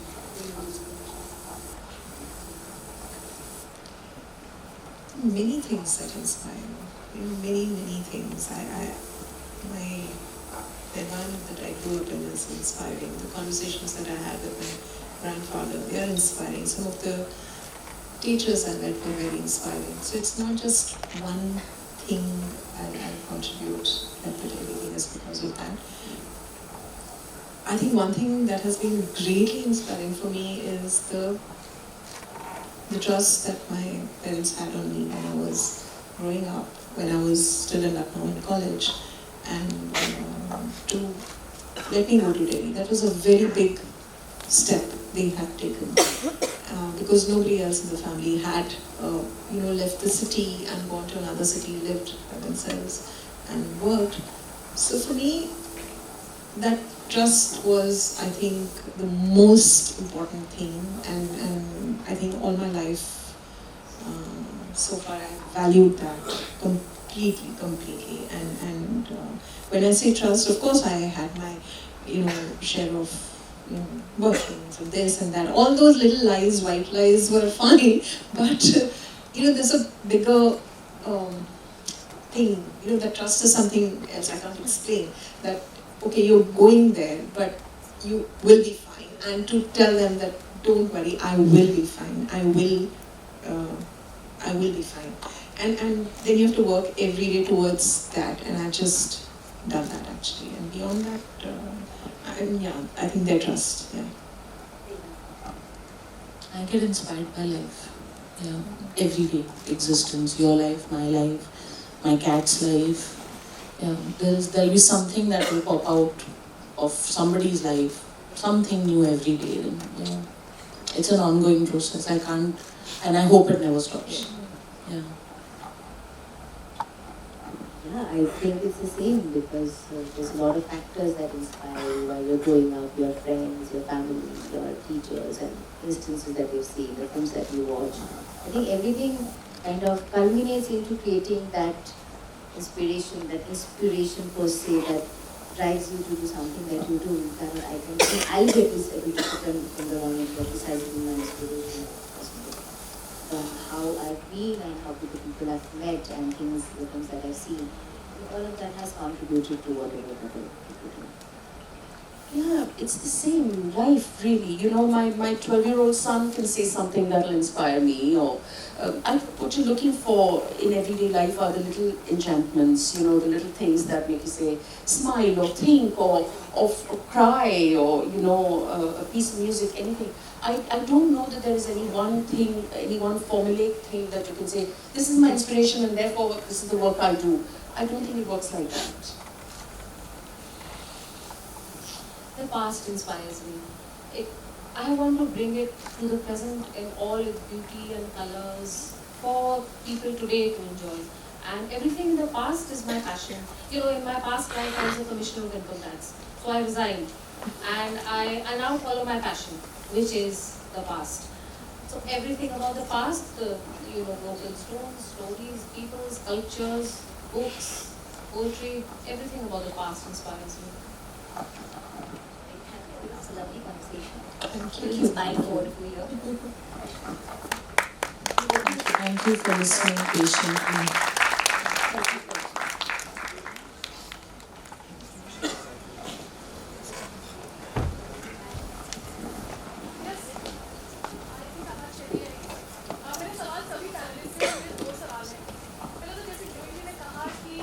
Can I have a mic? Mike. Mic, please. Hello. She's asking a question. Just one moment, please. Hello everyone, मेरा सवाल सभी family से है और दोस्त हैं मेरे। पहला ये है कि जैसा ऋषि ने कहा कि आपकी कहानी तब तक आपकी होती है जब तक आप उसको मेल नहीं कर देते हैं। जब आप मेल कर देते हैं तो वो सबकी हो जाती है, पूरी टीम की हो जाती है। लेकिन जैसे एक कहानी कई बार ऐसा होता है कि जो आपने रचा है, वो जो आपका विजन है और जो आपको आगे लेके जा रहा है वो अलग हो जाता है कई बार, और आप देख रहे होगे कि वो मैं जो चाह रही थी वो कुछ अलग हो रहा है। उस कंडीशन में कितना आसान या मुश्किल होता है अपने लेवल ऑफ लव किसी और को सौंप देना। अचानक से नहीं पता चलता कि अरे ये विजन और उसका विजन, हमारा विजन और उनका विजन अलग अलग है। वो लिखने के बाद नहीं समझ में आता, लिखने के पहले ही पता लगने लग जाता है कि जैसे कि डिस्कस करा था कि हम एक पेज पे हैं या नहीं, एक थॉट प्रोसेस है या नहीं।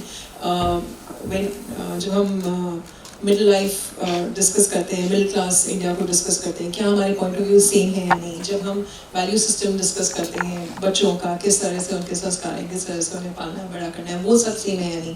पॉलिटिकल व्यूज़ क्या है जिस जने के साथ आप काम करें, कई सारी चीज़ें होती हैं जिनसे पता चल जाता है कि your vision in general of life and for that particular story तालमेल है उसमें या नहीं है। वो एक सडन रियलाइजेशन नहीं होता कि मैंने जब लिख ली उसके बाद जब दे दिया कि अरे ये तो गड़बड़ हो गया। वो पहले से ही पता होता है कि इस जने के साथ काम करना है या नहीं। उनकी आप पिछली फिल्में देख लीजिए और पता चल जाएगा कि विजन हमारा कभी सेम होने वाला है या नहीं होने वाला है। तो वो सरप्राइज के लिए छोड़ना ही नहीं है, वो शुरू से साथ ही डिस्कस कर करके ही आगे बढ़ता है. तो ऐसे और कुछ एक सीन में बहस हो गई, किसी एक मोमेंट पे, एक लाइन पे आर्ग्यूमेंट या एडिट के पॉइंट पे कि ये सीन रखना है या नहीं रखना है, वो विजन नहीं चेंज हो रहा है. वो एक for betterment of the film क्या करें या क्या नहीं करें. उतनी इलास्टिसिटी होनी चाहिए एक राइटर में कि मतलब अगर आप इतने स्टिफ हो तो आप किसी के साथ काम ही नहीं कर सकते हो. तो you have to be flexible enough कि अगला जना आके अपना पॉइंट ऑफ व्यू, अपना विजन आपके साथ डिस्कस कर पाए और आप उसके साथ काम कर पाओ. क्योंकि वो एक दिन का काम नहीं है, वो 2 साल का काम है. ऐसा नहीं होगा कि 8 महीने आपने लिखी और जब स्क्रिप्ट दी तो वो लगा कि ये तो कुछ गड़बड़ हो गया. ऐसा होता ही नहीं है अगर आप सोच समझ के पहले से करेंगे तो. राइटर हमेशा शुरू से नहीं खुला. जैसे सुमेधा जी का केस है, उन्होंने क्लिक रखी है कहानी, अब वो कोई बनाने जा रहा है, शी इज नॉट श्योर कि वो कैसे बनेगा. वो एक्चुअली वो उस मीडियम के लिए उन्होंने नहीं लिखा है. उन्होंने एक किताब लिखी जो अडैप्ट करी जा रही है. See she did not right to have it directed. There is a difference. शुरुआत अलग है. बनने के पहले ही ये सारी बातें हो जाती है ना, जैसा ये बता रही है. मेरे केस में कॉन्ट्रैक्ट साइन करने के पहले ही ये सारी बातें काफ़ी कुछ इन डेप्थ हो गई. And then we arrived at a point where we decided what would happen if there is a conflict. So if I don't agree with what she does, we decided that what she wants will happen, because I mean I have given away that creative right. Now if I had not wanted to give it away, I would not have signed that contract. So for me it will be a wrench, and I hope it doesn't come to that, because at the moment we are both in sync with each other and we are together on the same page, so to speak. लेकिन फिर well, मुझे दुख होगा और क्या कह सकती हूँ मैं. मेरा दूसरा सवाल ये कि जैसे जो मैम आपके 2 सवाल हो गए ना अभी. ना somebody else needs to ask a question. Talwar gave justice to the Talwars. Sorry ma'am, could you repeat yourself? Talwar gave justice to the Talwars, which our justice delivery system failed. And how did you navigate through this judicially sensitive issue and bring it onto the screen? What were the challenges you faced? We didn't take the film to the floor till the case was out of the court systems. They had been pronounced guilty in the Sessions Court, and they had been sentenced to life in prison, and that's when we started making our film. By the time the film released, the case had still not reached the High Court. The High Court accepted the appeal much after the film released in the theatre. So actually, the case being in the judicial system, in the lower court and the higher court, and the film being made and reaching the theatre had no overlap, which was actually a blessing for us. I would like to believe, though there is popular opinion, that yes, the film has helped the Talwars in their exoneration. I would really like to believe that the judiciary is a lot more neutral than that, and that certainly a film would not help color their decisions or their judgment. I would hope that the judge of the higher court saw the evidence, the data that was available that we saw, and we put into the film and interpreted it like we did, and therefore came to the conclusion that he did.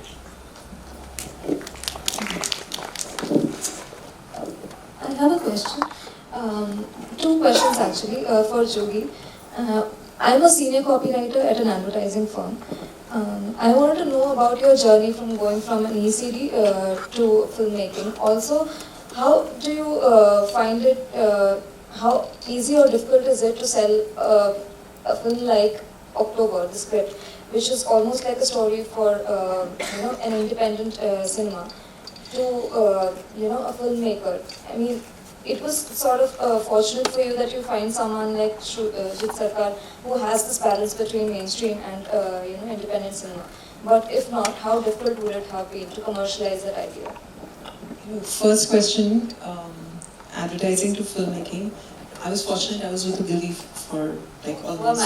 Yeah, oh lovely. So how Ogilvy creatives are, how Ogilvy ads are, they're like mini films in themselves. It just so happens it's for a brand. There is a very lazy product window in the end that comes. Otherwise they're just short stories, right, for 30 seconds. So I was fortunate that my ads were directed by some really prolific filmmakers, whether it was Shrijit Sarkar, whether it was Prasoon Pandey or Varma of Nirvana Films. So therefore I did have a good portfolio, and each ad is almost like a scene in itself. Now that helped me to ensure that whatever film I was writing, every 30 second in advertising, 30 second is so important. And in film you start seeing like that in your script writing, that every scene that you've written, either it's making sense or it should not be there.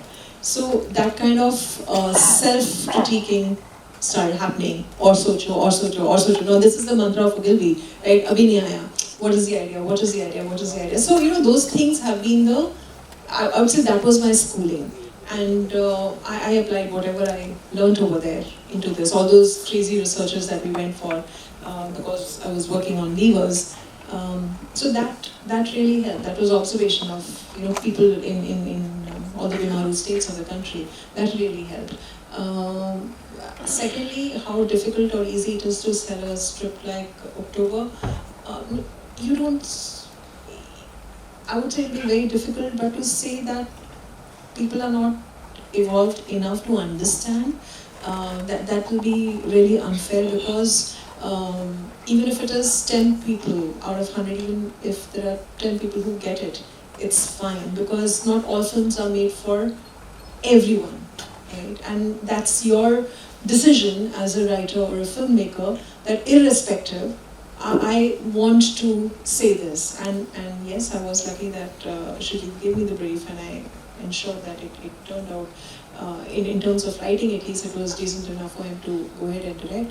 But you will find people, I feel a story has its right time, and it does come out. If something has to come out of you, it will find the right people. You will attract the right people around you, and it eventually will see the light of the day. There's no, again, math. You may have everything in place and all the ingredients for a film that just connects with everyone on the word go, but it may still not get released for whatever reason, or it may just be shelved as a project altogether, when everything else is absolutely right. So I think it is beyond the black and white or math space. You just leave it and it happens. I think that's how it has been so far.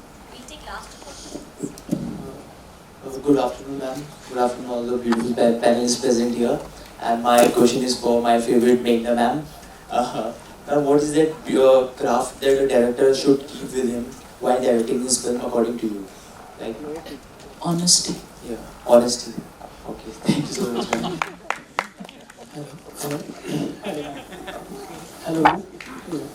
Hello ma'am मेरा सवाल आप सभी से है कि आजकल film जगत, भारतीय सिनेमा जगत में हिंदी में सिनेमा बनती है, लेकिन उसकी जो सारे स्क्रिप्ट होते हैं वो रोमन लिपि में होते हैं। और मेरे साथ अभी पिछले 1-2 सालों से मैं फिल्म जगत में एज अ लेखक और निर्देशक के रूप में काम कर रहा हूँ, और मेरी अभी एक फिल्म महाकुंभ में डॉक्यूमेंट्री फिल्म मैंने बनाई है। तो मैं जिस चैनल को अप्रोच करता था, तो मैं हिंदी में सिनॉप्सिस भेजता था या हिंदी में चीज़ें भेजता था, तो वो लोग कहते थे कि नहीं, अब आप इंग्लिश में सिनॉप्सिस इसका भेजिए। जहाँ मैं अपनी फिल्म को जो मैं लिखता हूँ उसकी स्क्रिप्ट में हिंदी में भेजता था। तो कहानी तो आपने बहुत अच्छा सुनाया है, आपकी सिनॉप्सिस भी बहुत अच्छी है, लेकिन ये ज़रा आप इसे रोमन लिपि में लिख के भेजें। तो क्या ये मान के चला जाए कि भारतीय सिने जगत में अब हिंदी अपने सबसे हाशिए दौर पे है? ये actually I address this with the limited knowledge that I have of this. मेरी पहली 2 स्क्रिप्ट्स के हिंदी डायलॉग देवनागरी में लिखे गए हैं, मेरे पास हार्ड कॉपी है आपको दिखाने के लिए। ये जो बदलाव आया है ये खासकर टेलीविज़न की वजह से आया है, क्योंकि वहाँ पे टेलीप्रॉम्प्टर्स की ज़रूरत होती थी जहाँ पे अंग्रेज़ी नहीं लिखा जा सकता। डायलॉग्स टीवी सीरियल्स में अंग्रेज़ी में रोमन में लिखना शुरू हुए हैं, ये फिल्मों में नहीं है, ये टेलीविज़न से उतर के सिनेमा में आया है। और एक और बात बताओ, आज भी डायलॉग हिंदी में मतलब बहुत सारे एक्टर्स हैं जो देवनागरी में मांगते हैं और डायलॉग देवनागरी में ही लिखा जाता है और डिस्क्रिप्शन जो है वो अंग्रेजी में लिखा जाता है। सो अगर मतलब हमारी फिल्म स्क्रिप्ट्स की ब्यूटी आप देखें तो वो दोनों ज़बानों को इतनी खूबसूरती से अपने अंदर ढाल लेती हैं। इसमें मतलब ये कि हिंदी भाषा पीछे रह जा रही है, इस बात का कोई भय नहीं होना चाहिए। मधुरा मैम, आपने बोला कि आपको आर्टिस्ट नहीं मिलते, प्लीज अपना ईमेल आईडी शेयर कीजिए। यहाँ इतने सारे लोग हैं, we are dying to work with all you beautiful ladies, please. Beautiful ladies और ब्यूटीफुल फिल्म मेकर्स।